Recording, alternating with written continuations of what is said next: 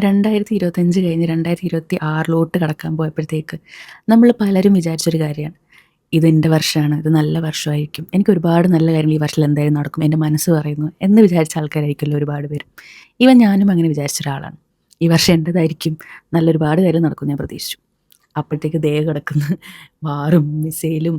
ഇവിടെ UAE-ലുള്ളവർക്കൊക്കെ അറിയായിരിക്കും, കുറച്ച് പേർക്കൊക്കെ ജോലി പോയി, ചില കമ്പനികൾ പേടിച്ചിട്ട് ക്ലോസ് ചെയ്ത് പോയി, ചിലർക്കൊക്കെ സാലറി കട്ട് ഉണ്ടായി, വിസിറ്റിംഗ് വിസയിൽ വന്നവർക്ക് ജോലി കിട്ടാൻ ഒരുപാട് ബുദ്ധിമുട്ടുന്നുണ്ട്. അങ്ങനെ കുറേ കാര്യങ്ങളായിട്ട് മുന്നോട്ട് പോകാം.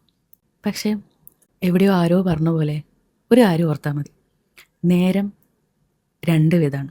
ഒന്ന് നല്ല നേരം, ഒന്ന് മോശം സമയം. ഒരു മോശം സമയം ഉണ്ടായിക്കഴിഞ്ഞാൽ ഒരു നല്ല നേരം ഉണ്ടാവും, അത് ഉറപ്പുള്ള കാര്യമാണ്. ആ ഒരു വിശ്വാസത്തിൽ ഇങ്ങോട്ട് മുന്നോട്ട് പോകാം.